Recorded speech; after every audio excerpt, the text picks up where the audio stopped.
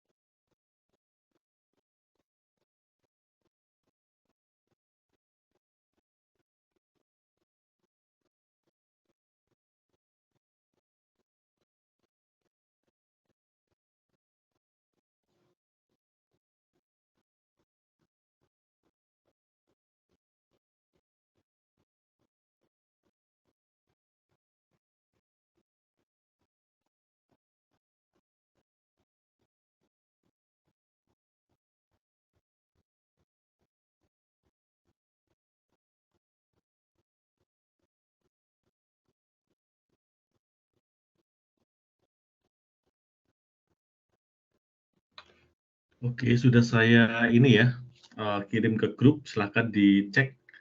Yang sudah mengumpulkan di selayar tapi belum ada di rekap, nanti bisa japri saya ya, atau nanti di grup juga nggak apa-apa. Oke, berarti sekarang ini sudah masuk ke web ke-9, modul 9 di manajemen proyek, web ke-8.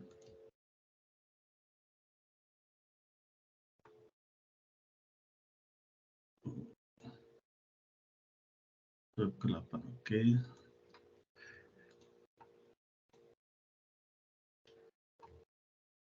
Nah, ini manajemen proyeknya seperti ini. Oke, selamat berjumpa kembali. Kita akan mulai saja di manajemen proyek web ke-8 di modul ke-9.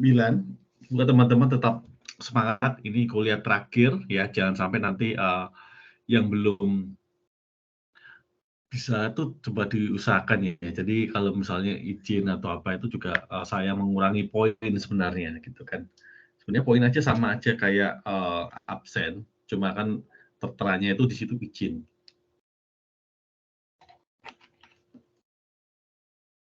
Oke. Sini kegiatan belajar 1, manajemen proyek. Nah, pengertian manajemen proyek itu apa sih sebenarnya? Ini adalah sebuah proyek yang didefinisikan sebagai usaha sementara, temporary dan bukan permanen. Screen saya kelihatan ya? Kelihatan Pak. Kelihatan muncul kayak. Oke. Ya, oke. Nah, suatu proyek itu apa sih? Kita mendengar kata seringkali kita ada proyek nih, ada proyek gitu kan.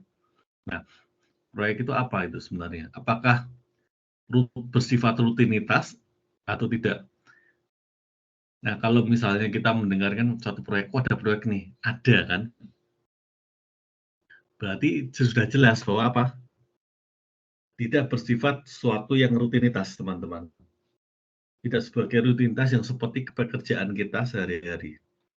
Atau profesi kita. Paham di sini? Misalnya kita bekerja kantoran ya.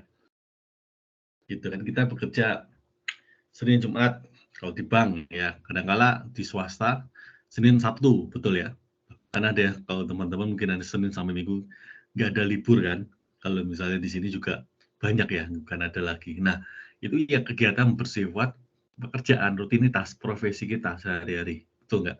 Kita kerja di mana merepresentasikan. Nah, kalau suatu proyek itu tidak bersifat sesuatu yang rutinitas. Alias apa? Temporary.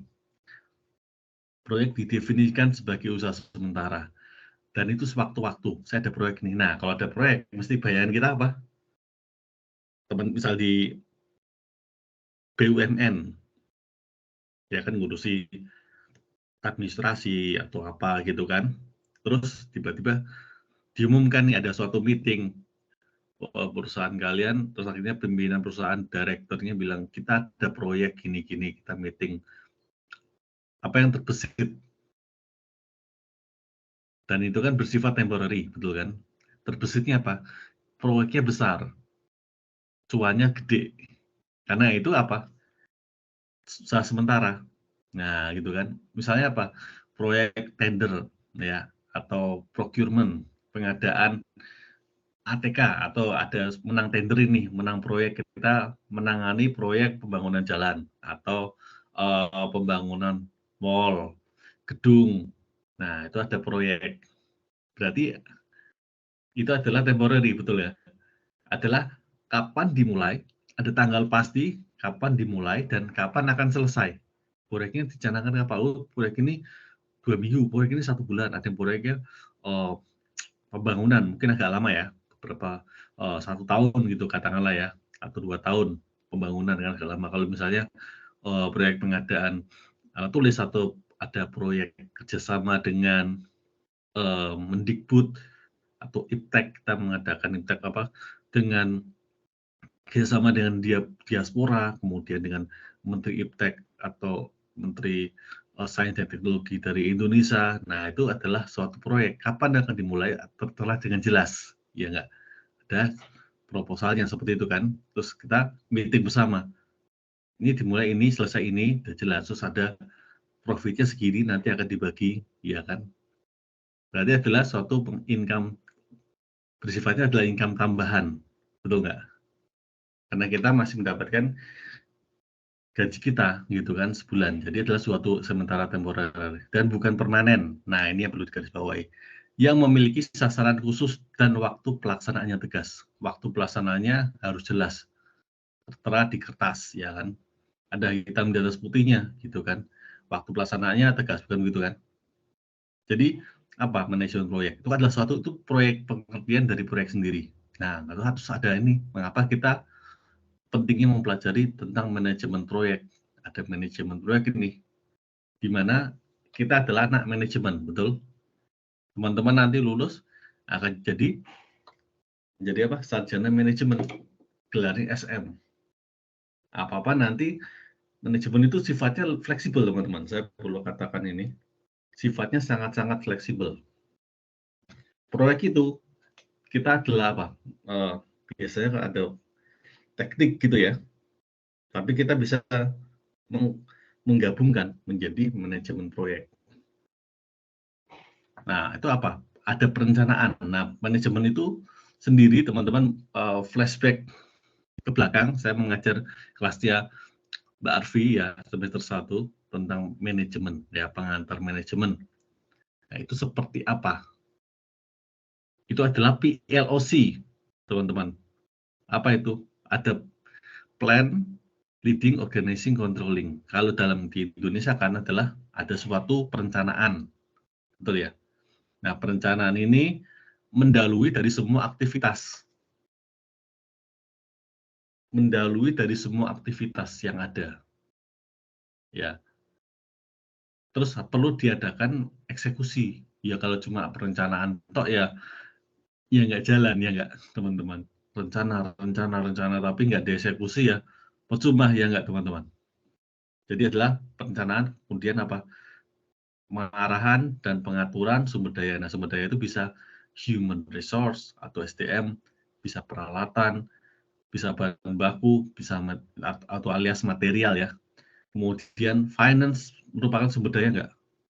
Ya jelas kan, sumber daya keuangan atau finance, sumber daya manusia, material, bahan baku. Jadi untuk mempertemukan, jadi dari manajemen tersebut, ilmu manajemen dipertemukan, digabungkan dengan apa namanya proyek, yaitu bagian dari teknik, biaya, waktu, dan suatu proyek. Nah, singkat cerita seperti itu. Mengapa perlu manajemen? Berarti teman-teman kalau punya manajemen sebenarnya bangga. Karena apapun nanti teman-teman bisa kerjasama kok. Ada nggak teman-teman yang misal dari teknik, yang dari kampus lain, nah temanmu kalau ada suatu proyek mau bikin paper atau ya academic research gitu ya, bisa. Jadi teman-teman kuat di mana ya? Di bagian planningnya ini, leading, pengaturan, betul-betul termanage dengan baik, ya kan, supaya proyek itu termanage dengan baik, perlu namanya ahli manajemen. Terus ada namanya ahli di bidang teknik kan, seperti itu kan, bisa kerjasama. Jadi ada suatu titik temu di sini. Nah, terus ditambahkan menurut Case et al. 2006, et al. Ini artinya dan kawan-kawan ya.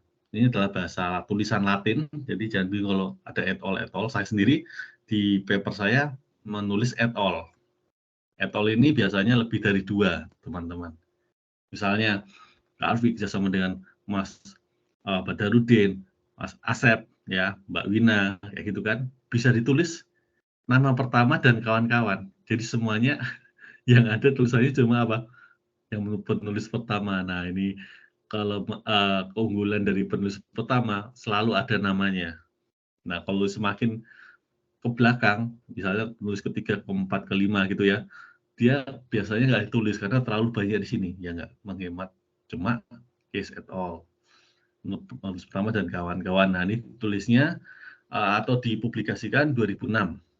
Jadi suatu manajemen proyek dapat didefinisikan sebagai perencanaan, pengarahan, dan pengaturan sumber daya manusia, ya kan? Apa ini? Human resource. Kemudian ada materialnya. Jadi dipertemukan dengan bagian teknik, biaya, waktu, dan suatu proyek. Nah, untuk klasifikasi proyeknya, proyek ini dibedakan menjadi proyek engineering, konstruksi, proyek engineering di bagian manufaktur, proyek penelitian dan pengembangan, terus ada proyek pelayanan manajemen, dan proyek kapital. Nah, seperti apa itu? Engineering construction. Yang pertama. Nah, kita lihat dari apa? Komponen kegiatannya, ya enggak? Proyek itu dibedakan menjadi apa saja. Pertama adalah project engineering construction. Itu apa itu? Jadi komponen kegiatan utama jenis proyek ini terdiri atas, pertama adalah studi feasibility atau kelayakan. Pengkajian kelayakan, kemudian ada design engineering, kemudian ada pengadaan, dan konstruksi.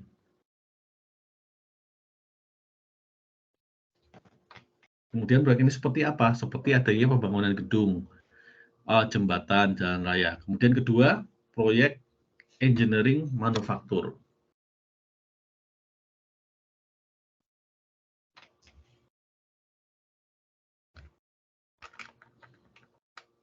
Seperti apa itu? Jadi proses untuk menghasilkan suatu produk baru.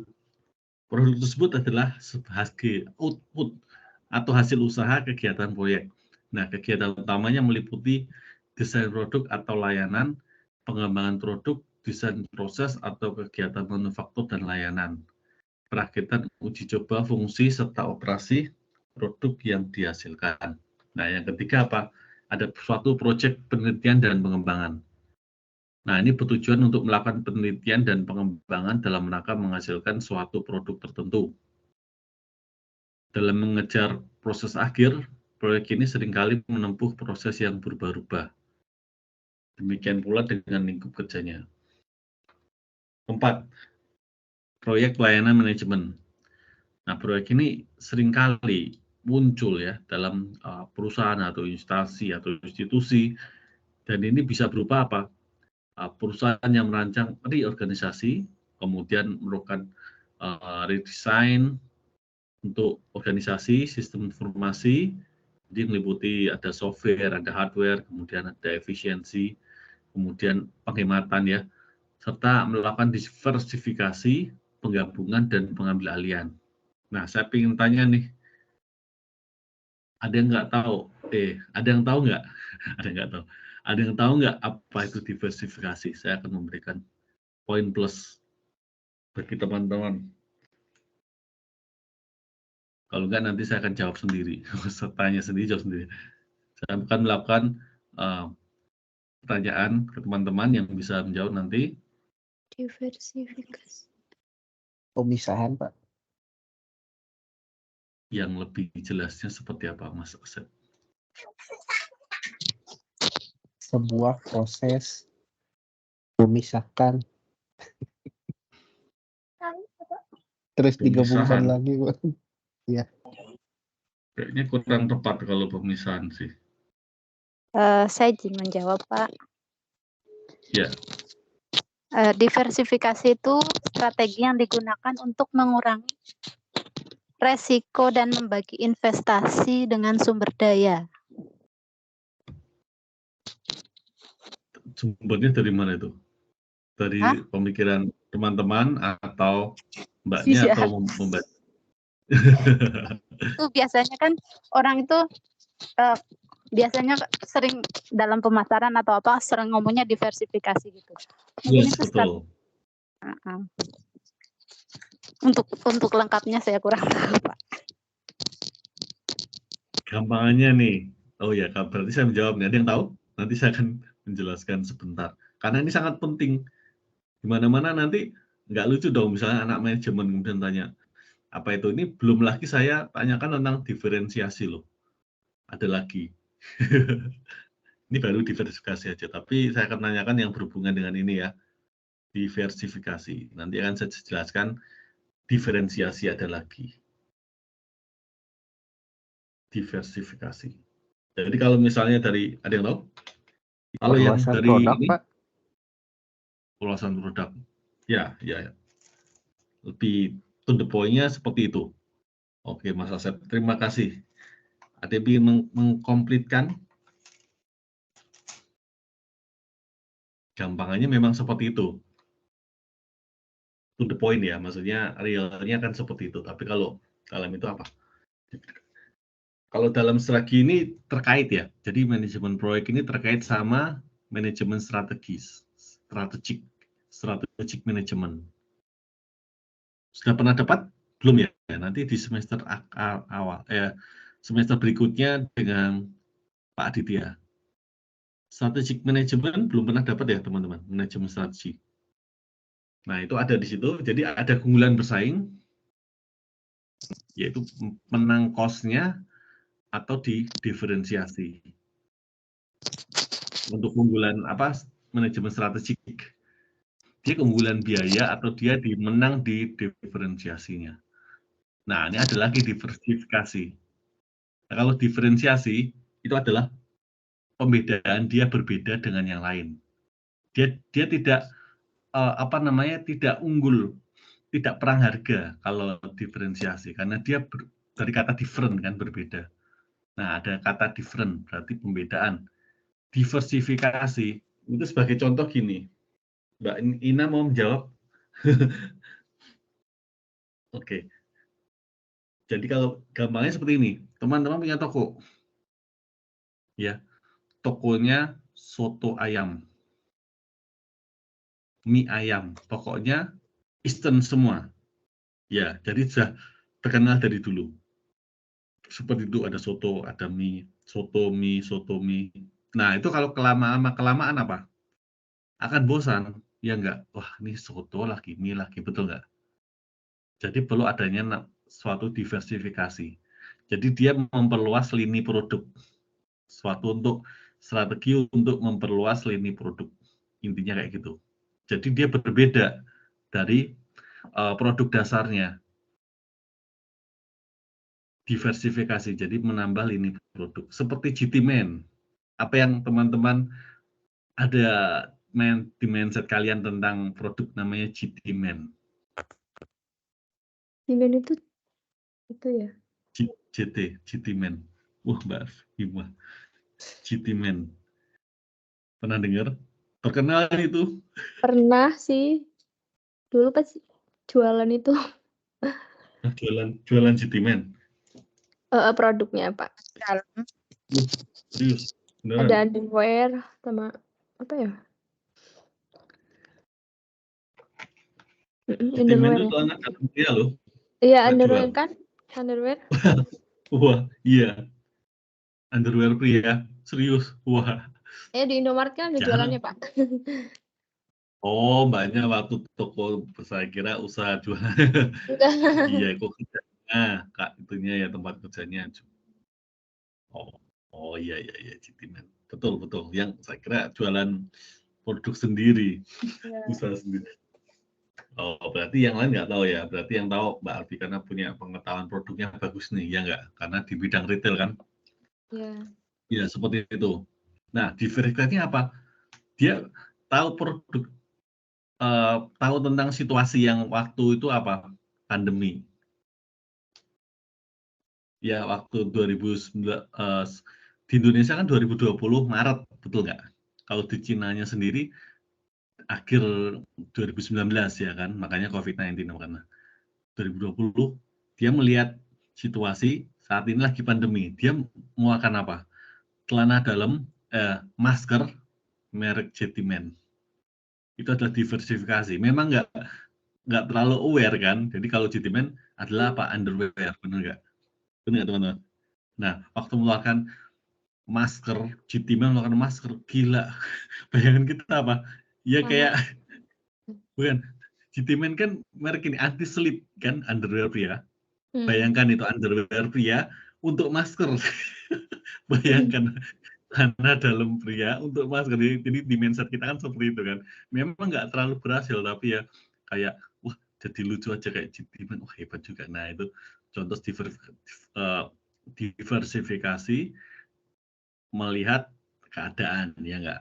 Mungkin nggak tahu apa sekarang masih ada atau cuma temporary aja, tapi yang jelas itu adalah perluasan lini produk. Kalau teman-teman di Eastern biasanya jual tentang usaha makanan di bidang Eastern aja, mie, noodle gitu ya. Nah, terus tiba-tiba ada lagi di menunya itu ada Western, ya, pasta, spaghetti, fettuccine. Cobalah seperti itu. Jadi, loh ini ada ini toh, ya gitu kan. Jadi perluasan aja supaya apa? Nggak bosen gitu ya. Terima kasih Mas Asep sudah menjawab tentang perluasan suatu lini produk. Gitu ya. Intinya adalah perluasan lini produk. Terus ada merger, penggabungan ini atau merger. Penggabungan ini bukan pengambil alihan, ya kan? Merger ini dia bergabung dua manajemen. Ya, misalnya Excel Axiata kan, Excel dengan apa? PT Axis bergabung. Nah, penggabungan. Startup itu apa? Tokopedia, ya kan? Tokojo, ya kan? Dia gabung dengan apa? Perusahaan Gojek. Namanya makanya dinamakan apa? Goto, ya enggak? Nah, itu adalah penggabungan. Jadi bukan satu mati, satu hidup. Enggak gitu. Namanya penggabungan. Ada namanya penggabungan manajerial, sistem manajerial. Namanya Goto. Jadi tetap eksis gitu. Perusahaan lama itu masing-masing tetap eksis. Ya. Beda dengan pengambil alihan. Nah, pengambil alih ini namanya mencaplok. Mencaplok. Istilahnya apa kalau dalam bahasa manajemennya? Ada yang tahu? Mutasi. Penggabungan ya? Mutasi, Pak. Pemutasian. Bukan. Mutasi itu kalau merger itu penggabungan. Kalau mutasi kan karyawannya dimutasi. Beda, bukan, ini perusahaan. Kalau penggabungan saya udah bilang merger ya, kayak Akuisisi. akuisisi. Betul. Keren banget bisa menjawab. Ada merger, ada akuisisi. Yang menjawab Mbak siapa? Widya, Pak. Oh, Widya. Ada dua nama Widya ya, kalau nggak salah ya. Widya Trisnawati. Widya Trisnawati. Oke. Good. Sudah pernah belajar strategic management? Dulu pernah, Pak. Saya jarang soalnya dia bisa menjawab. Kalau merger aja saya masih gampang, makanya saya menceplos saja penggabungan itu merger. Sebenarnya saya ingin tanyakan apa itu penggabungan, apa itu nama lainnya kan, karena penggabungan sudah terlalu umum ya, mainstream. Nah, ada namanya akuisisi. Betul, Mbak. Kalau lebih cocok nanti ke arah strategic management, saya konsentrasinya itu. Gitu, di strategic management di S2 saya. Kalau S1 saya konsentrasinya di retail marketing. Marketing itu ada manufaktur, ada retail. Itu di kampus saya, tapi di UT berbeda gitu kan. Pokoknya ya marketing aja gitu kan. Kalau saya ada lebih terkonsentrasinya retail ya, sama satu bidang dengan Mbak Arfi kan, di bidang retail saya sukanya kan langsung ke end user gitu. Betul. Makanya ada manufaktur biasanya B2B kan. Nah, enak langsung gitu kan, kita melayani langsung konsumer kita. Nah, itu ya. Perlu skill, perlu teknik. Teknik yang baik, teknik komunikasi yang baik. Nah, itu belajar dari situ. Baik, nah jadi pakai itu dalam real life-nya. Nah, betul adalah pengambil alihan. Ya, betul sekali. Nah, pada pinter-pinter ini. Pengambil alihan. Mbak, di atas nama ya. Pengambilan. Jadi ya Pak, yang ngambil alih itu yang besar atau kecil? Perusahaan yang besar. Ya enggak? Dia makan, dia beli. Yang gede nyaplok yang kecil, istilahnya kayak gitu kan. Jadi yang kecil itu sudah nggak ada lagi. Nanti teman-teman cermati perusahaan seperti apa tuh. Yang jelas modalnya sangat kuat sekali gitu kan, dia nyaplok. Beda dengan merger ya. Kalau merger dia bergabung dan dua manajemen jadi satu. Jadi ya semua masing-masing itu tetap eksis. Justru apa? Kelebihannya apa ketika merger perusahaan A dan B bergabung, dia akan pangsa pasarnya kan menjadi besar, ya enggak? Masing-masing punya customer sendiri, pangsa pasar sendiri, ya enggak? Lini produk jadi berkembang. Bayangkan Gojek. Kita tahu kan Gojek ikut transportasi, di bidang transportasi, kemudian di pengantaran, ya enggak? Di Go ada yang Go banyak banget ya. Nah, terus bergabung dengan toko hijau, Tokopedia yang terkenal, yang mayoritas orang belanja online di situ. Bayangkan kalau bergabung kan, perluasan lini produk pasti ya enggak, pangsa pasar pasti yang dapat seperti itu kan. Itu kelebihan dari penggabungan. Nah, pengambil alihan ini tidak seperti itu. Yang lihat perusahaan kecil ini enggak bonafit kemudian dicaplok seperti itu kan. Jadi dia one man show lah ibaratnya. Jadi dia nggak pingin gabung-gabung, saya udah bisa sendiri gitu kan. Jadi cukup percaya diri karena dia punya keunggulan dari modalnya besar, perusahaannya terkenal, makanya dia nggak perlu lagi lah dia gabung-gabung, dia ngambil alih aja, lebih gampang. Nah, nomor kelima adalah proyek kapital. Nah, kegiatan yang dilakukan dalam proyek ini biasanya digunakan oleh sebuah badan usaha atau pemerintah. Nah, proyek ini biasanya berupa pengeluaran biaya untuk pembebasan tanah, ya, pembelian material atau bahan baku, pembelian peralatan, pemasangan fasilitas, desain mesin, konstruksi guna pembangunan instalasi pabrik atau gedung baru. Ada namanya kapital atau proyek modal. Nah, misalnya untuk pembebasan tanah ini digunakan untuk apa? Kalau dalam proyeknya yang sekarang ini ya, infrastruktur berkembang di Presiden Pak Jokowi, ya adalah pembangunan ke arah infrastruktur, ya. Jadi supaya lebih cepat dibangun sekarang pembangunan tol Solo Jogja, ya enggak. Nah, itu bukan berarti nggak ada masalah, selalu ada masalah di situ, ya enggak. Kan melintasi tanah warga, lahan warga, ya enggak. Nah, yang LSM itu pada proyek, pada protes semua, kalau teman-teman tahu. Di bidang kalau teman-teman jadi PIMPRO, pimpinan proyek itu nggak gampang loh teman-teman. Teman-teman mimpin proyek jalan tol, ya jalan tol. Kalau teman-teman di mana? Kalau saya dari Solo Jogja, kebanyakan dari Jawa nggak? Kebanyakan ada yang dari Sumatera juga kan. Nah, bayangkan teman-teman PIMPRO yang belum pernah ada jalan tol, teman-teman disuruh mimpin suatu proyek jalan tol. Nah, jalan tol ini melintas tanah lahan warga. Nggak gampang kan? Melintas, apalagi melintas rumah warga. Protes pasti. Iya nggak? LSM-nya pada protes. Tokoh-tokoh desanya protes, warga-warga protes. Nah, teman-teman melakukan apa? Yang bisa tawarkan adalah win-win solution. Ya nggak? Ada namanya proyek kapital. Perlu nambah modal pasti. Jadi apa? Proyek ganti rugi. Kalau bisa nanti diarahkan ada ke arah ganti untung. Nah itu, kok bisa ganti untung? Ditawarkan uang yang besar. Jadi istilahnya bukan ganti rugi lagi, ganti untung gitu kan. Dulu desa yang terkenal, yang sempat viral itu teman-teman, ingat nggak? Ya tiba-tiba jadi kaya, proyeknya Pertamina, kilang minyak itu, saya lupa desa apa tuh, yang tiba-tiba semuanya langsung beli mobil. Jero semua satu desa. Iya, mantap itu desa apa tuh? Desa apa tuh? Saya lupa, saya coba cari di sini. Desa pokoknya, bayangkan itu bukan ganti rugi lagi ya, teman-teman, ganti untung ya. Desa itu mendadak kaya.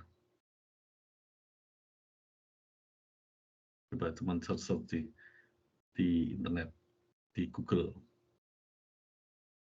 Akibat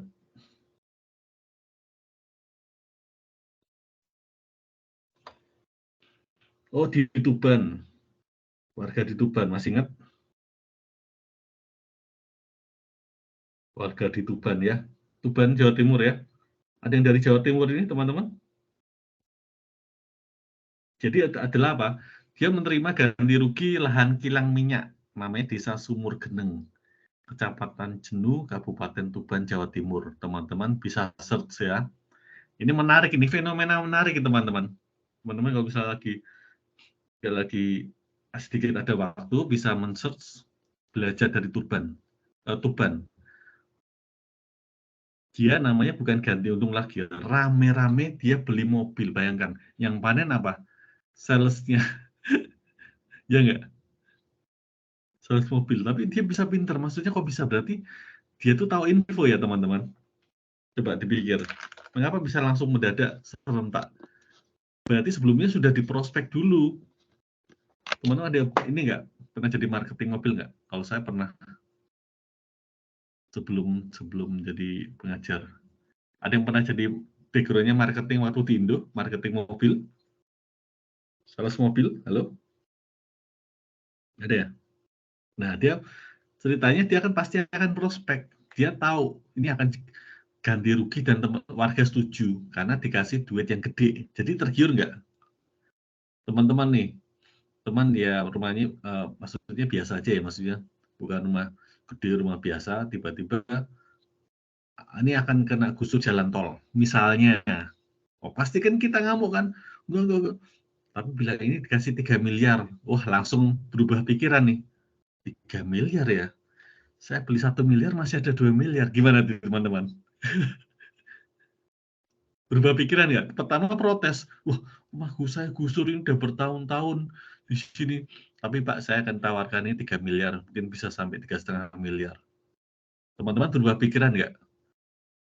Rumah 1 miliar. Berarti masih ada 2,5 miliar. Saya beli mobil Pajero 1 masih untung saya tabung. Benar nggak? Itu yang dipikirkan. Ya, jadi desa Tuban itu jadi crazy rich dadakan. Jadi dapat uang ganti rugi sebesar berapa? Sebesar 8M sampai 28M. Gila nggak? Itu bukan ganti rugi lagi, ganti untung teman-teman. Karena proyeknya besar. Jadi proyek Pertamina kan, tahu sendiri kan. Dia punya duit banyak, dia punya proyek kapital untuk pembebasan tanah. Tawarkan, paling kecil 8M, paling bisa 28M. Tergoda nggak, teman-teman? Pasti tergoda kan? Dia dapat ganti rugi sebesar itu. Oh, tanya. Ya. Itu kan yang nawarin harga tanahnya sampai 8 sampai 28M itu pasti ada orang yang analisa ininya ya, kandungan di dalam tanahnya itu siapa ya Pak? Maksudnya Oh, itu yang itu ya. ya utilities-nya gitu. Kok bisa ini bakal lebih dari 8 miliar di kemudian hari gitu. Ya, makanya itu pasti ada analisis dari pihak intern Pertamina, Mas. Dia bisa tahu jadi kilang minyak kok. Berarti apa? Proyeksinya akan lebih besar dari itu, jangka panjangnya. Bener nggak? Kalau Mas kayak modal, ada usaha. Mas rela mengeluarkan 2 juta, misal modal 2 juta. Berarti teman-teman mengharapkan keuntungan lebih besar daripada itu, benar nggak? Untuk kedepannya. Ya nggak? Benar nggak? Artinya kan apa? Artinya ini layak dikerjakan. Ada namanya visibility. Seperti tadi saya bilang, ada namanya ini, studi kelayakan. Proyek engineering itu konstruksi. Yes, betul. Engineering ada proyek kelayakan. Ada namanya engineering proyek kelayakannya. Jadi visibility. Mantap nggak misalnya? Proyek ini layak nggak? Proyek kilang minyak itu, wah itu ngeri untuk jangka panjangnya tuh. Untungnya gede banget loh. Mas punya kilang minyak itu bisa kaya loh. Ya nggak? Lah motor mobil sekarang masih BBM. Kan tidak tergantikan itu. Ya nggak? Berarti punya power. Berapapun saya naikkan ini, harus tetap beli. Mana ada yang kira-kira boykot, saya nggak mau pakai. Saya ada mobil nih, BBM naik. Saya protes, saya nggak mau beli. Terus jadinya apa? Saya naik kendaraan transportasi umum. Kan jarang seperti itu kan. Nah, jadi punya power Pertamina. Jadi tahu kilang minyak itu ke depannya bisa proyeknya bisa triliunan bisa. Jadi itu sebenarnya kecil. Mengeluarkan 8M sampai 28M itu kecil, ada studi kelayakannya gitu loh. Ya enggak? Ya enggak, teman-teman? Nah, itu tergoda langsung. Karena apa? Di depan mata ini 8M. Uang nomplok depan mata 8M mana? Yang mungkin ya, seumur hidup mungkin kita nggak bisa ngelihat 8M mungkin. Kalau yang lihat 1M ya mungkin masih bisa dikejar gitu ya, semangat. Kalau 8M, 28M, orang-orang tertentu kayaknya. Betul nggak? Nah, ya itu yang tawarkan. Mungkin awalnya adalah penolakan. Betul kan? Itu adalah pembebasan lahan juga kan? Proyek Tuban itu. Nah, pembelian material seperti itu. Nah, dia apa namanya? Memerlukan suatu kapital atau kita sebutnya adalah modal. Nah, modalnya besar. Tergantung seberapa modal. Kalau modalnya perusahaan kecil ya nggak bisa ngasih segitu kan, ya nggak. Nah, tapi kita lihat ya, ada artikel menarik ini. Mungkin saya akan membagikan ke manajemen operasi. Nah, ini bisa teman-teman renungkan, bisa analisa. Bukan tugas ya, bukan tugas, tenang aja. Tugas 2 dan 3 sudah cukup ini ya, menyita waktu teman-teman ya. Sudah cukup menguras pikiran mungkin ya. Nah, saya akan jelaskan ini. Nah, jadi setelah kayak dadakan. Jadi perlu namanya apa? Perlu namanya manajemen keuangan yang baik. Nah, belajar ini teman-teman juga belajar ada manajemen itu luas. Ada manajemen proyek, operasi, manajemen strategik, manajemen keuangan. Nah, perlu adanya manajemen keuangan yang baik di situ. Ya enggak? Jadi memang terkenal crazy rich. Orang ngiri, wah enak ya, satu ban langsung panen itu. Marketingnya beli Pajero, beli 1 mobil, 2 mobil renovasi. Tapi dalam beberapa tahun itu ya nggak bertahan lama gitu kan. Karena apa? Kurangnya dalam manajemen keuangan yang baik. Hanya 1 tahun aja, jadi kembali ke 180 derajat. Terus jadi apa? Tabungan habis, dia jual lagi uang piaraan. Ya, itulah kita perlu adalah namanya cara kelola durian jatuh. Itu adalah rezeki nomplok ibaratnya kan. Tapi uangnya juga bisa kayak mengalir deras, hilang. Ibarat durian jatuh gitu kan. Adalah apa? Evaluasi, ada dana darurat, teman-teman juga punya tabungan 10% dari pendapatan teman-teman gitu kan. Darurat itu apa? 6 bulan, rata-rata 6 bulan dari expand, dari pengeluaran bulan teman-teman bisa mengeluarkan berapa? Dalam sebulan. Nah, itu dikalikan 6. Teman-teman harus punya itu. Dana darurat namanya. 2 juta, 1 bulan bisa mengeluarkan itu, pengeluaran sehari-hari. 2 juta, 3 juta. 3 juta pengeluaran teman-teman. Rupiah ya, bukan NT. 2 juta, 3 juta, 4 juta. 4 juta sebulan. Lebih ya? Lebih. Wih, mantap. Bukan untuk keluarga ya, untuk teman-teman sendiri ya. 4 juta. Oh, tidak buat keluarga juga, Pak. Untuk keluarga sehari. Enggak, ini untuk personal, untuk personal keuangan. Enggak sampai segitu lah. 2 juta. 2 juta ada. 2 juta kurang lebih ada. 2 juta berarti dikalikan 6. 12 juta. Teman-teman harus punya minimal tabungan untuk dana darurat 12 juta. Ya, itu resiko. Yang untuk mengurangi resiko kalau ada apa-apa, ya kan ada dana darurat segitu ya. Jadi ini sekalian pelajaran keuangan juga ya.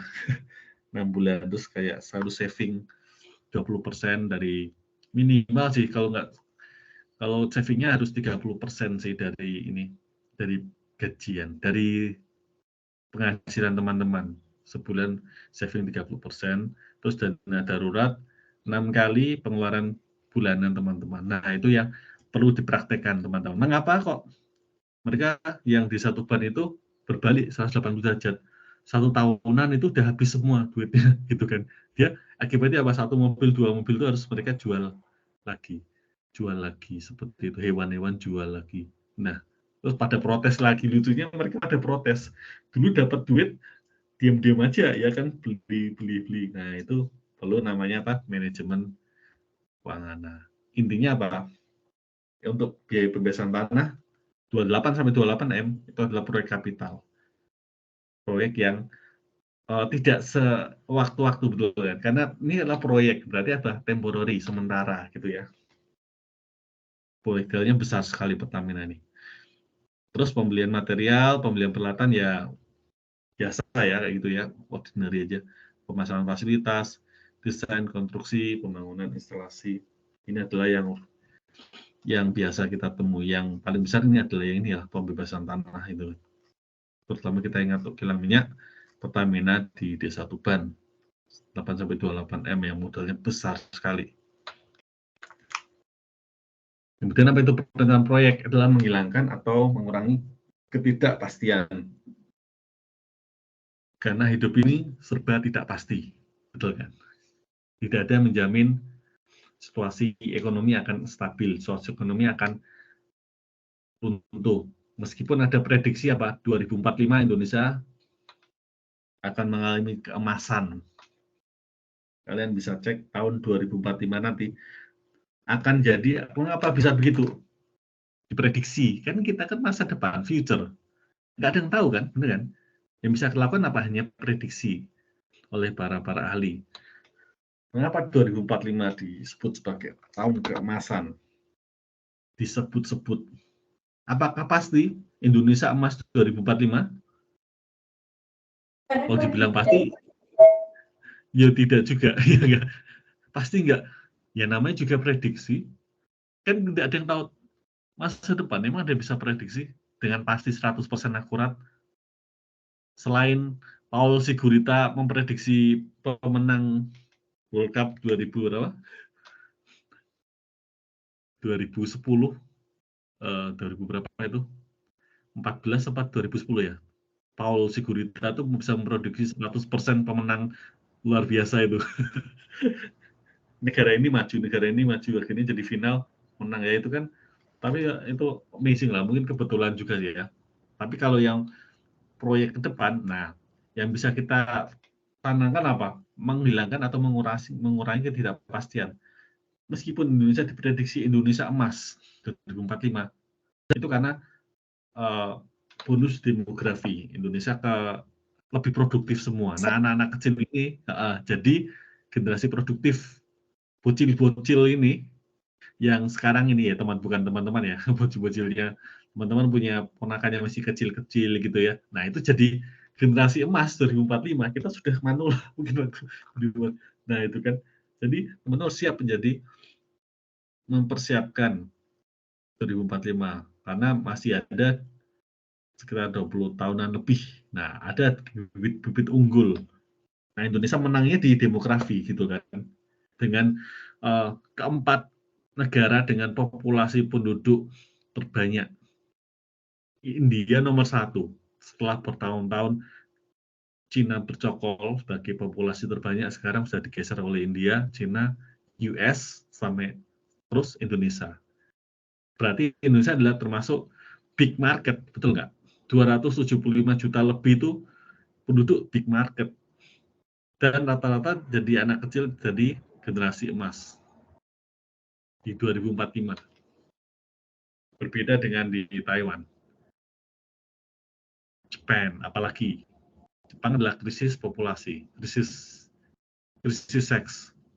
Karena meskipun sudah menikah juga menunda punya anak atau tidak mau punya anak, bahkan memelihara anjing. Nah, ini adalah nanti krisis, makanya kan mulai memikirkan kan Jepang mulai membayar. Kalau teman-teman tertarik bisa tuh apply ke Jepang atau ke teman-teman gitu ya. Jepang nanti dibayari. Saking apa? Kekurangan populasi di sana untuk anak-anak mudanya yang masih produktif gitu loh. Jadi beda banget di Indonesia yang populasinya membuat gempar gitu kan, banyak banget. Jadi yang kita lakukan apa? Menghilangkan atau mengurangi ketidakpastian, itu yang bisa kita lakukan. Karena kita nggak bisa prediksi masa depan, kita nggak bisa prediksi ini pasti 100%. 2045 pasti emas, sangat emas 24 karat, belum. Nggak bisa digituin juga kan. Kita hanya bisa memitigasi atau mengurangi risiko. Kemudian dari efisiensi operasi, perlu kita tahu juga ya, efisiensi dari output rasio perbandingan output dan input, terus mendapatkan pemahaman yang lebih baik tentang tujuan proyek, memberikan dasar bagi pekerjaan pemonitoran dan pengendalian. Nah, menurut Russell and Taylor, 2011 perencanaan proyek meliputi beberapa elemen dasar yang perlu disusun dan dikembangkan sebagai berikut. Tujuan, ada lingkup proyek, ada persyaratan kontrak, ada jadwal, ada sumber daya, personil, ada pengendalian, dan analisis risiko. Nah, penjalan proyek ini meliputi pengurutan dan pembagian untuk semua kegiatan proyek. Pada tahap ini, manajer proyek memutuskan berapa lama tiap kegiatan akan dilakukan dan menghitung berapa banyak tenaga kerja dan materi yang akan dibutuhkan dalam setiap tahap kegiatan. Penjadwalan proyek ada beberapa tahap, yaitu pertama kita tentukan dulu kegiatan yang harus diselesaikan, kemudian ada urutan kegiatannya, ada estimasi waktu untuk menyelesaikan semua kegiatan, dan estimasi waktu kegiatan proyeknya kapan. Kemudian untuk tujuan penjadwalan proyek menunjukkan hubungan antara satu kegiatan dan kegiatan lain dalam hubungan dalam proyek secara keseluruhan. Kemudian mengidentifikasi hubungan yang diutamakan di antara kegiatan-kegiatan proyek.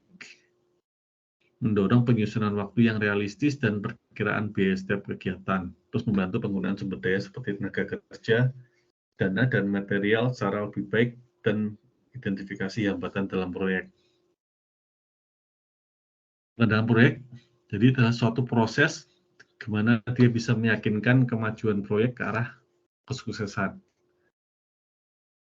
Terus proyek ini dengan ada deviasi atau ada penyimpangan, tidak sesuai dengan rencana.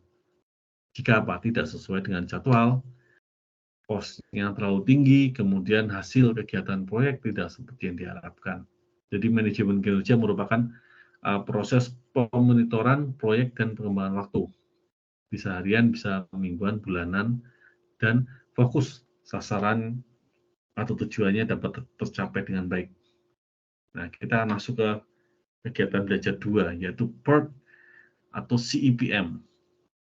Nah, kita sudah belajar ini kemarin kan, tentang PERT, bagaimana tentang urutan sequence produk, aktivitas kegiatan teman-teman gitu kan, sudah kita lihat bersama di sini. Ada PERT, ada Program Evaluation and Review Technique namanya, bukan PERT Australia ya, program evaluasi, jadi teknik bagaimana dia evaluasi, program teknik evaluasi dan review. Terus ada CPM, ini ada Critical Path Method, ya, dua teknik yang menggunakan sistem jaringan kerja. Kita sudah belajar kemarin, ya, analisis jaringan kerja di RO. Kemudian menunjukkan hubungan antara satu kegiatan dan kegiatan atau proyek dan alokasi sumber daya proyek. Penjabaran dengan PERT dan CPM dapat dilakukan dengan menggunakan bantuan komputer. Ya, jadi ada edit komputer untuk membantu. PERT atau Program Evaluation and Review Technique itu adalah metode yang bertujuan untuk mengurangi adanya penundaan. Adanya delay kita kurangi, kita mitigasi. Kemudian gangguan produksi serta koordinasi berbagai bagian suatu pekerjaan secara menyeluruh dan mempercepat selesainya proyek. Nah, teknik ini memungkinkan dihasilkannya suatu pekerjaan yang terkendali dan teratur, karena jadwal dan anggaran dari suatu pekerjaan telah ditentukan terlebih dahulu sebelum dilaksanakan. Nah, langkah-langkahnya seperti apa?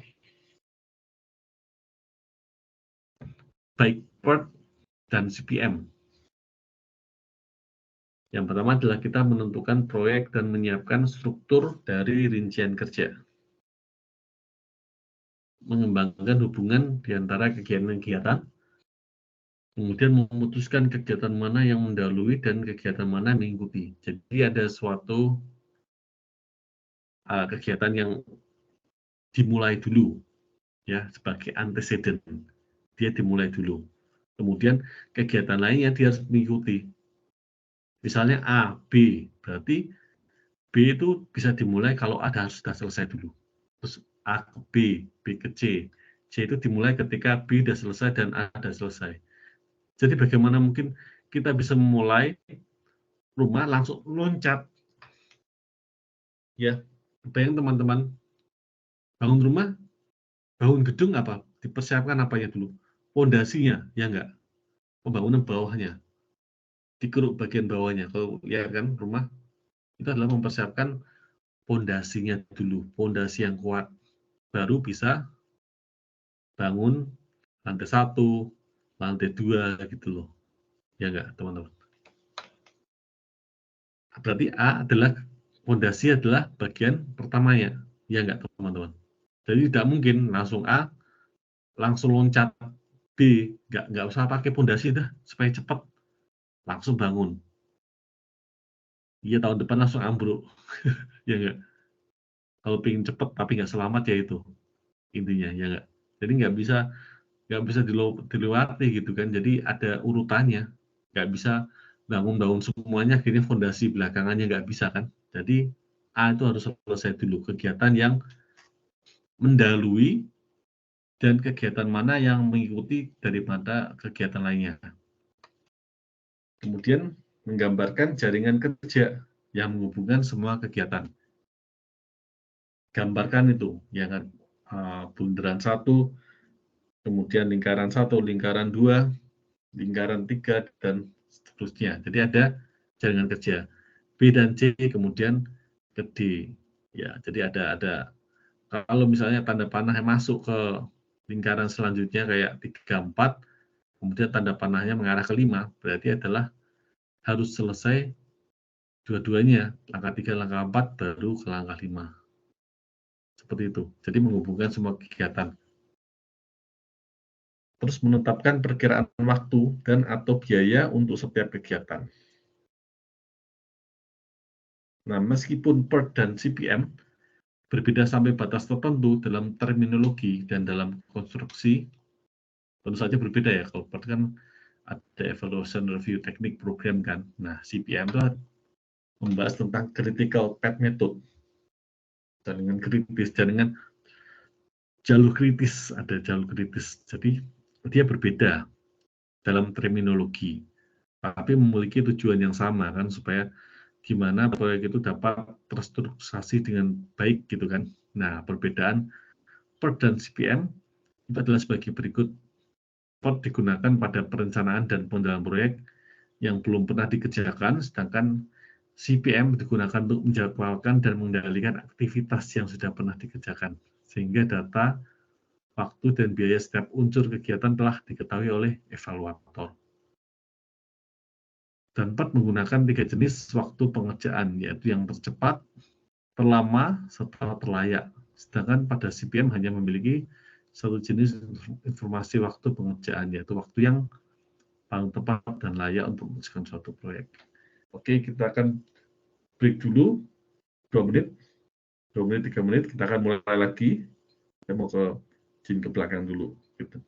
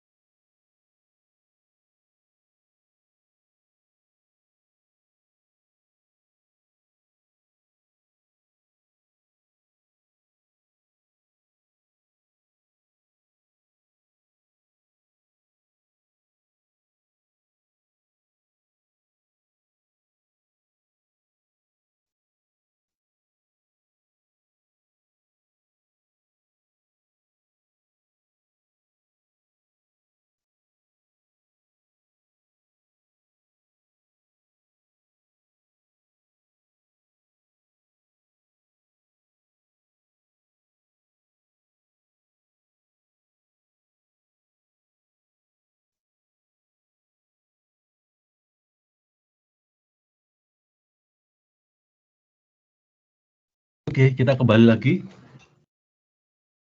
PERT dan CPM. Nah, ini adalah kegiatan yang berbeda-beda. Perbedaan PERT dan CPM pertama adalah digunakan pada perencanaan dan pengendalian proyek, dan itu belum pernah digunakan sama sekali. Sedangkan pada CPM digunakan untuk menjadwalkan dan mengendalikan aktivitas yang sudah pernah dikerjakan. Jadi misalnya re-existing yang pernah ada, kemudian dia kerjakan lagi. Sehingga data waktu dan biaya dari setiap unsur kegiatan telah diketahui oleh evaluator. Itu adalah bedanya. Yang kedua, PERT menggunakan 3 jenis waktu pengerjaan, yaitu yang tercepat, terlama, serta terlayak. Sedangkan pada CPM hanya memiliki satu jenis informasi waktu pengerjaan, yaitu waktu yang paling tepat dan layak untuk menyelesaikan suatu proyek. Seperti itu. Nah, untuk masalah yang break time atau apa itu sangat lazim digunakan di kampus Taiwan. Jadi saya mengadopsi teknik break.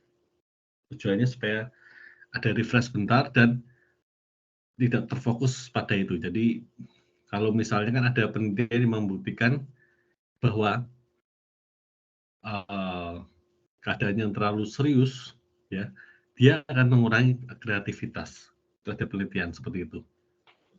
Dalam keadaan pressure, terus akhirnya yang monoton, yang jemu, yang beban faktik seperti itu ya, itu akan mengurangi kreativitas. Mungkin teman-teman akan bisa, misalnya mengerjakan tugas ini H-1, H-2, kayak ada the power of pepet seperti itu kan. Sebetulnya itu adalah, ya mungkin ada, saya juga pernah kayak terpacu, termotivasinya memang dapat ya, tapi di sisi lain itu kreativitas dan kemungkinan melakukan kesalahan itu lebih besar. Karena dalam hitung-hitungan jadi apa? Nggak teliti. Jadi berbeda misalnya dikerjakan H-5, kemudian H4, direview lagi, kemudian akan mengerti, loh ini kok salah. Paham di sini? Sekalipun teman-teman mengerjakan sendiri ya. Coba bayangkan teman-teman nulis tulisan hari ini, kemudian besok direview, coba menulis kembali. Kemudian teman-teman akan lihat, loh ini tulisan ini kok jadi kayak gini ya. Pernah ada kayak gitu. Paper saya pernah melakukan seperti kayak gitu teman-teman. Jadi ketika dilakukan lagi, kemudian direview lagi, loh ini lucu tulisannya, saya ganti lagi. Nah, seperti itu. Itu digunakan oleh PERT dan CPM. Jadi PERT dulu yang belum pernah dikerjakan, perencanaan dan pengendalian proyek yang belum pernah dikerjakan. Nah, sama seperti teman-teman yang H-5 mengerjakan tugas, ya kan? H-3 dibuka lagi, dibaca lagi, terus dikerjakan lagi. Nah, itu namanya CPM. Jadi aktivitas yang sudah pernah dikerjakan. Jadi evaluasinya dia akan jadi recheck, akan lebih recheck lagi, artinya dicek kembali, gitu kan? Di recheck lagi, di reevaluasi lagi. Jadi tahu ini kan, loh ini kok nggak seperti ini nih, terus perlu diganti. Nah itu perlu pentingnya CPM. CPM jadi punya satu jenis informasi waktu pengerjaan, yaitu waktu yang paling tepat dan layak untuk menyelesaikan suatu proyek kapan. Itu kan seperti itu. Nah, meskipun PERT dan CPM berbeda sampai batas tertentu dalam terminologi dan dalam konstruksi jaringan kerja, tujuannya tetap sama. Seperti itu ya. Jadi perbedaan PERT, yang ini 3 dan 4 ya. Sorry, ini kurang kesini sedikit.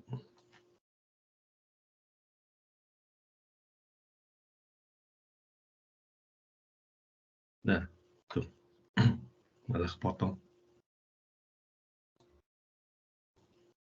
Nah, meskipun PERT dan CPM berbeda sampai batas tertentu dalam terminologi, dalam pengertian kata-kata gitu yang namanya terminologi, dan dalam suatu konstruksi jaringan kerja, tapi punya tujuan yang sama.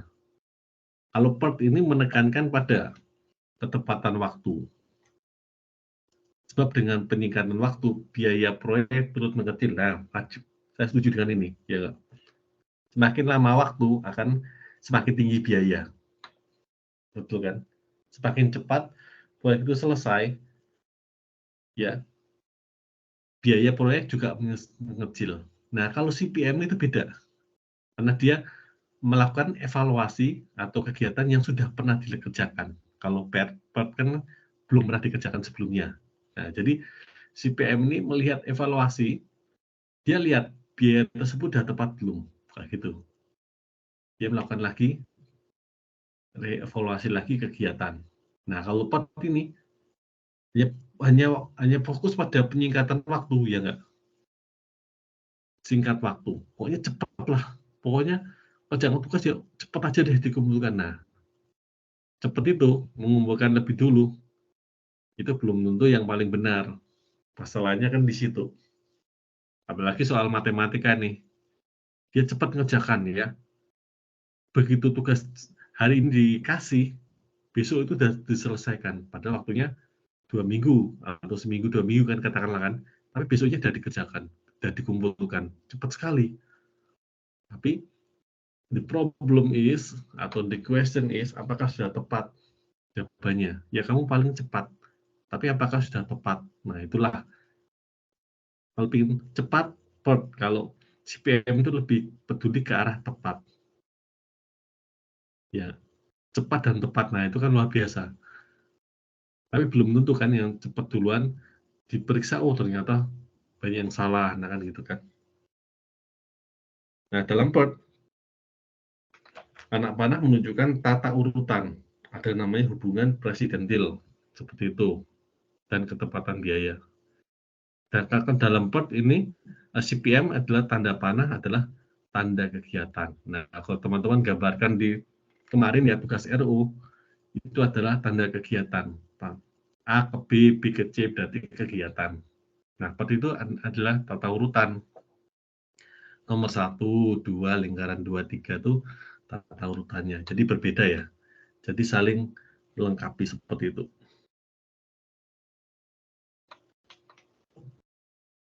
Nah, langkah-langkah PERT. Nah, kita bahasnya sama ini seperti kayak di riset operasi, langkah-langkah PERT dan CPM. Masih ingat jalur kritis? Ayo teman-teman, masih ingat jalur kritis?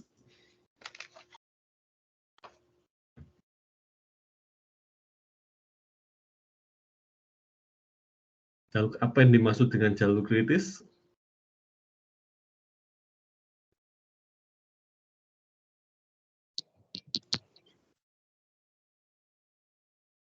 Jalur kritis adalah jalur yang di mana terdapat aktivitas yang paling banyak memakan waktu.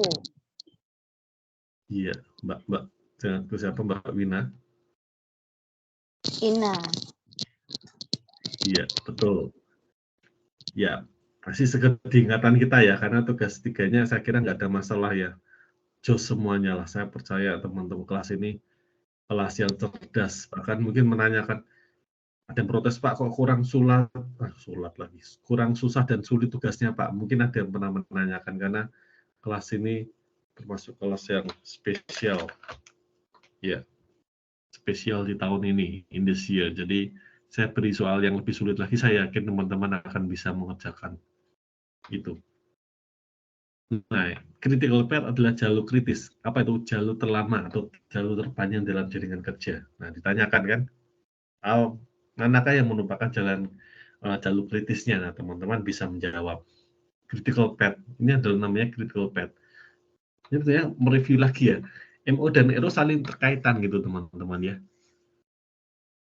Kalau untuk detailnya, hitung-hitungannya di RO, kan menarik kan? Jadi ini adalah saling melengkapi. Kalau kalian punya ketertarikan di sini, bisa mempelajari ini, dan ini bisa jadi karya ilmiah kalian di sini. Kalau tertarik, MO dan RO. Tapi biasanya lebih tertarik itu ke arah marketing. Saya lihat sih, pengalaman saya dan dulu-dulu. Jarang sekali yang ke arah strategik atau ke arah manajemen keuangan. apalagi keuangan sangat-sangat jarang. Tapi kalau teman-teman mengasah itu berarti hebat gitu kan teman-teman. Saya acungi jempol. Kalau teman-teman bisa ada interest ke situ dan bisa membuat karya ilmiah di situ dari mata kuliah yang disukai. Nah, kemudian menggunakan jaringan kerja untuk membantu untuk apa? Merencanakan, kan namanya juga manajemen kan, ada plan-nya kan, perencanaan. Mengapa di manajemen tuh perencanaan itu tidak bisa ditaruh di depan, tidak bisa taruh di tengah, apalagi di belakang, harus di depan.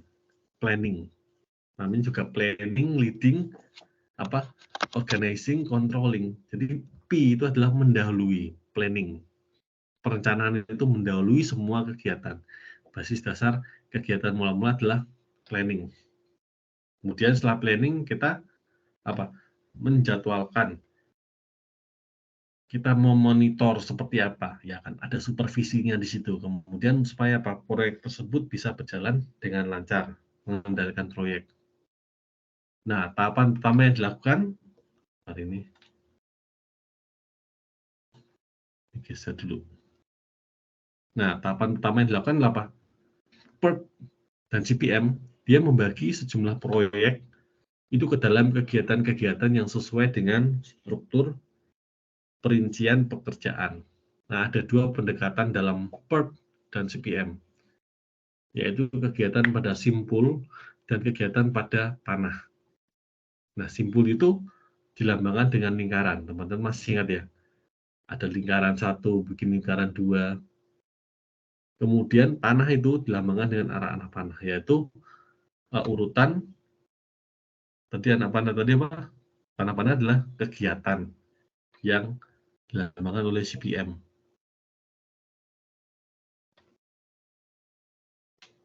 Yang sesuai dengan struktur perincian pekerjaan. Nah, ada dua pendekatan tadi, ya, lingkaran dan anak panah. Simpul, terus panah dilambangkan dengan arah anak panah. Nah, untuk pendekatan kegiatan pada simpul menunjuk pada kegiatan, sedangkan panah menunjukkan arah hubungan antara satu kegiatan dan kegiatan selanjutnya. Sementara itu pada pendekatan kegiatan pada panah, anak panah menunjuk pada kegiatan, sedangkan simpul menunjukkan saat dimulai dan saat berakhirnya kegiatan. Itu harus ada tertera di situ, namanya proyek kan. Kapan dimulai, kapan berakhir, harus tertera dengan jelas. Itu adalah intisari dari proyek tersebut. Nah, kegiatan pada simpul bisa dilihat di sini, udah sangat jelas ya. A dilakukan sebelum B, B dilakukan sebelum C. Ya, A dan B dilakukan sebelum C. Nah, panahnya seperti kayak gini. Perbedaannya apa? Di sini simpul, di sini masuk simpul ini apa? Hurufnya ada di lingkaran. Kalau di sini tidak ada. Dan teman-teman di sini cukup ada perbedaan di sini ya. Ada suatu perbedaan, ada suatu dummy activity. Artinya C tidak dapat dimulai sebelum A dan B selesai. Ada di sini ya, A dan B dia menuju pada lingkaran C, ya Kak. D tidak dapat dimulai sebelum B selesai. Jadi ini seperti ini. Kalau digambarkan ini seperti ini, dummy activity. Jadi dummy ini menunjukkan suatu aktivitas, gitu. Bukan tidak ada waktu, teman-teman. Ingat ya, flashback riset operasi kemarin. Jadi dummy itu hanya menunjukkan ini ada suatu urutan kegiatan. Tapi di dummy disebut tidak ada namanya waktu kegiatan. Jadi seolah-olah gitu ya. Seolah-olah kegiatan bayangan. Nah, ini adalah bahasa tepatnya adalah ada kegiatan bayangan, shadow atau dummy. Di sini B dan C tidak dapat dimulai sebelum A selesai, ya. A selesai dulu baru B dan C. Misalnya apa? Fondasi ya. Fondasi selesai baru mengerjakan B, mengerjakan C gitu ya. Mengerjakan lantai dasar, kemudian lantai pertama, kedua, ketiga. Jadi harus selesai, bisa dimulai kalau fondasinya selesai. Jadi nggak langsung mengerjakan lantai dasar, lantai selanjutnya, kemudian fondasi belakang, nggak bisa. Seperti ini kegiatan simpul ke mana-mana. Nah, untuk summary, teman-teman bisa cermati lagi dengan melihat ini, ya teman-teman. Harusnya ada bayangan, ya. Harus ada bayangan, harus ada nanti cermati lagi kegiatan 1, kegiatan 2, terus digambarkan pada lingkaran. Contohnya pada tugas RO. Nah, itu harus benar, teman cek lagi apakah benar A ke B, setelah B dan C, setelah C, A dan B. Nah, teman-teman cermati ini. Gitu ya. Intinya tidak boleh adanya kesalahan dalam penggambaran kegiatan jalur kegiatan. Ya, kegiatan anak panah. Jadi harus teliti dulu. Oke, ini harus benar dulu baru bisa mengerjakan soal selanjutnya. Ya, jangan sampai ini ada kesalahan dalam menggambar ini ya, urutan kegiatan atau jalur kegiatan. Kalau ada dummy, ya teman-teman perhatikan lagi kapan dummy itu digunakan dan kapan enggak. Apakah perlu, tergantung dari konteks soalnya ya. Nah, untuk summary tersebut, PERT CPM dan teknik penjalanan lain ini telah terbukti merupakan alat dan teknik yang bernilai dalam pengendalian proyek yang bersifat besar dan kompleks. Nah, dengan alat tersebut, PERT CPM dan teknik lainnya, manajer harus dapat paham status setiap kegiatan serta mengetahui manakah kegiatan kritis yang tidak dapat ditunda pelaksanaannya dan manakah kegiatan yang punya waktu kosong yang dapat ditunda pelaksanaannya. Karena apa? Berpengaruh besar pada penyelesaian proyek secara keseluruhan, secara holistik, pengaruh besar. Ingat di sini, ada kegiatan kritis yang tidak dapat ditunda, harus dikerjakan. Jadi ada suatu hal yang sifatnya tidak dapat ditunda, harus. Penting sekali. Ada yang bisa dapat ditunda, ya enggak? Maka mengapa ada namanya early start time? Masih ingat? Early finish, early start, late start gitu ya. Nah, itu ada melihat di situ. Early start ada nggak? Early, late start. Early start IS adalah waktu tercepat dimulai ataukah waktu terlambat dimulai. Nah, kalau tidak dapat ditunda pelaksanaannya berarti tidak ada late start. Berarti harus dilakukan apa? Early start-nya. Gitu. Jadi sangat penting. Jadi tidak dapat ditunda dan ada yang bisa ditunda. Dan kegiatan ada punya waktu kosong yang dapat ditunda, betul kan? Ini sangat penting sekali ini dalam PERT dan CPM. Kemudian PERT dan CPM itu dapat menyelesaikan permasalahan semua problem dari scheduling, terus dari pengelolaan dan pengendalian proyek. Nah, praktik manajemen proyek yang baik, tanggung jawab yang jelas terhadap tugas dan memerlukan sistem laporan waktu yang tepat juga diperlukan. Sistem reporting, ya, report system itu harus juga sangat-sangat diperlukan. Dan sangat penting untuk diingat bahwa model yang dijelaskan dalam model ini hanyalah alat yang untuk membantu manajer untuk membuat keputusan yang lebih baik. Oke, hanya salah satu model. Berarti ada model-model lain, tapi yang terkenal adalah PERT dan CPM. Ingat di situ. Dibikin summary. Nah, teman-teman biasakan bikin PERT dan summary seperti ini ya, teman-teman. Karena itu saya anjurkan teman-teman baca lagi. Kalau teman-teman sudah pernah merangkum, ya teman-teman akan membaca lagi. Dalam PPT itu juga ada poin-poin tertentu ya, nah teman-teman bisa membaca sekilas untuk persiapan ujian nanti. Terima kasih, semoga sukses. Teman-teman, ini adalah kuliah terakhir. Persiapkan diri teman-teman lebih baik dalam menghadapi UO. Kita akan selesaikan lebih cepat di sini ya. Semoga teman-teman mendapatkan nilai yang baik di mata kuliah ini dan tidak ada yang mengulang. Halo, loh, terdiam semua. Terpana atau gimana dengan suara saya? Baik Pak, Insya Allah. Terima kasih banyak Pak. Iya, semoga sukses semuanya lancar ya. ya Pak. Nanti kita ada Amin. persiapkan dulu baca-baca lagi ya. Dibaca lagi yang PPT.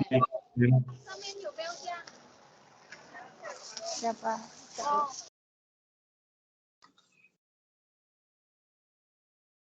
Dan ini gimana nih? Oke. Sip teman-teman. Oke. Sukses selalu. Kita nanti di RO saja ya. Kita untuk ini sesi foto bersama di RO saja. Oke teman-teman. See you nanti. Biasanya di RO itu semuanya hadir semua. Kalau ya saya lihat dari presensinya. See you jam 3 RO. Kita akan berfoto